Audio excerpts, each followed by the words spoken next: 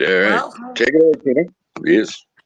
well, hello everyone. Again, this is going to be I'm going to do a little bit different, a little bit different kinds of statistics when it comes to the top 3 corners in the NFL. If we're just going by passes defended or deflected, the top 3 corners are still the 3 guys from New Orleans. They have the top 3 passes deflected. But I know a lot of people, when we talk about corners, what's one of the big statistics everybody wants to know? How many interceptions do they have? What's going on with that? Who scored a touchdown? Those kinds of things.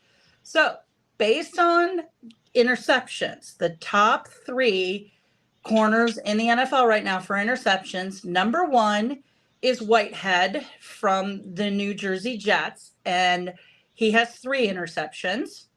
Second is from Handy's team down in Georgia, Mr. Bates.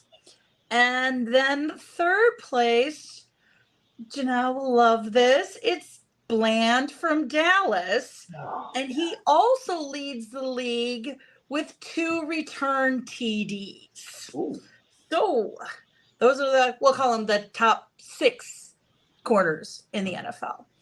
And to lead to a little topic that we've been kind of talking off and on since I started doing this, and it seems to be a topic that you guys really are interested in, is Delilah earlier this week posted that the NFL and the National Players Association, came to an agreement on the current policies for gambling on NFL games and how that policy was going to work.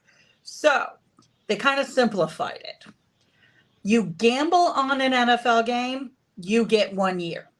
Ooh. You gamble on your own team, you get 2 years minimum suspension. Game fixing, you're out. Don't even try. Okay.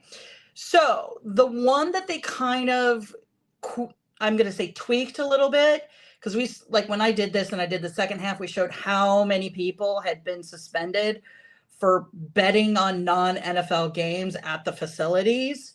That one has been tweaked a little bit. Now your first offense is a 2-game suspension without pay. Your second offense is a 6-game suspension. And your third violation is a 1-year suspension without pay. And again, that's betting on non-NFL games at the facility, at the hotel, on the bus, on the airport, on the plane, etc. So just kind of not going to have 6 rules like I had the one time. It's going to be 1 rule. Don't bet on the NFL if you're a player.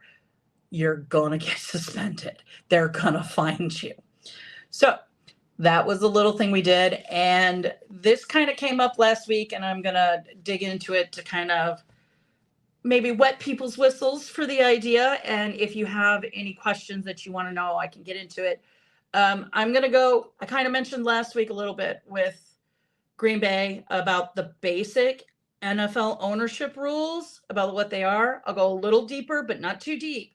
But the reason I'm bringing it up is Bloomberg a couple of weeks ago had an article that they were hearing from some of the NFL owners that they would like to change the ownership rules so that it would allow more people, so that they would be able to do private equity, to get loans, et cetera, et cetera. So, and depending on how that goes, that could be something that they might be able to open it up, that if you were part of a private equity group, fans could possibly become owners of a team. So that's my little plug for next week's show. So if you guys have any questions, anything you want me to get in on ownership issues, let me know. I'll look into it, see what I can come up with. All right. So that's it from the corner office. Yes, Tina, thank you very much. And I do appreciate you updating us with that gambling policy, because that thing, it blew my mind reading some of that and having you spell it out for us. And I'm like, okie dokie. Again, we had many discussions, probably off air and on air, about, the major sponsor of NFL is a gambling site. But again, we'll digress and go on to something else.